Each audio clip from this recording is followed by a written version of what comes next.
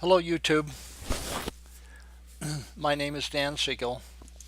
I am making part 6 of my preparedness series, the 17 C's of preparedness. As a reminder, I break my preparedness into 4 parts: food storage and my physical preparation. I give 30%. 50% to spiritual preparation, 10% to skills, and 10% to the group or the people that you gather with. Remember the rule of threes and the rule of musts. 3 minutes to bleed out without a tourniquet, 3 minutes without air, 3 days without water, 3 weeks without food, 3 hours in harsh conditions without shelter, 3 cutting tools, 3 firearms or means of protection, 3 miles to walk and then you rest, 3 hours of walking and then change your socks. 3 methods of fire starters, 3 methods of water purification, and 3 days supply of concentrated food. The rule of must. You must have water, you must have fire, and you must have food. In this series, I'm going to be talking about part 6, the food. Learn multiple skills about acquiring water, fire, and food. Become the most valuable member of your group or family by the skills you have. Learn and live the beliefs that 1 is none and 2 is 1. Loose lips sink ships. Improvise, adapt, overcome. Be flexible. Things seldom go as planned. The rules change when the SHTF. Again, in this series, I'm going to be talking about part 6, food.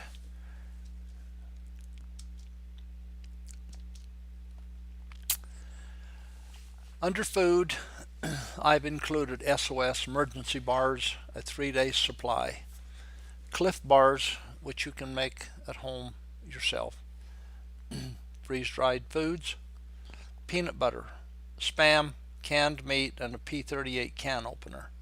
Easy foods: scotch, coffee, tea, water flavor, drops, dark chocolate, hard candy, a fishing kit, MREs, traps and snares, a small pressure cooker, and seeds: peanuts, sunflower seeds. First, SOS emergency bars, a 3-day supply. You can buy these at most camping outlets. Any place they have camping supplies, they also sell these. They are not the best tasting, but when you're hungry, they become good nutrition. Cliff bars. Anywhere, again, that you find camping supplies, you can find Cliff bars. You can make your own. Freeze-dried foods. You can buy freeze-dried foods at just about any, again, camping supply. Make sure that you have a few freeze-dried foods on hand. They're light, easy to carry, and they just require reconstitution. Even if you don't have the ability to heat them, they will keep you alive. Have some on hand. Peanut butter. Peanuts. Keep peanuts along with your peanut butter. I prefer the shelled peanuts because you can get more in one package than the unshelled peanuts. Spam, canned meat, a P38 can opener. This is the P38 can opener, the small one. The larger one is the P55. Canned meats, Spam, chicken, tuna, anything like that that you can get into your backpack are very good additions to being able to keep you alive. Easy foods. Easy foods like soup mixes, freeze-dried, or regular soup mixes that you can boil. Things like mac and cheese, I don't recommend necessarily canned foods because that's awfully heavy, and if you're trying to carry this stuff, you're not going to be wanting to carry a whole lot of cans. For your home food storage, I suggest having some alcohol, uh, the drinking alcohol. Also, you can have the vodka and different types of alcohol for being able to trade and barter. Medicinal if you need them. Also, the alcohols can be used for washing wounds. You want to keep some of this on hand. Even if you don't use them, you need to keep some on hand. Water drops. It's going to taste pretty bad at times, some of the water that you're going to be drinking. A flavored drop makes all the difference in the world into to being able to drink it. Dark chocolate.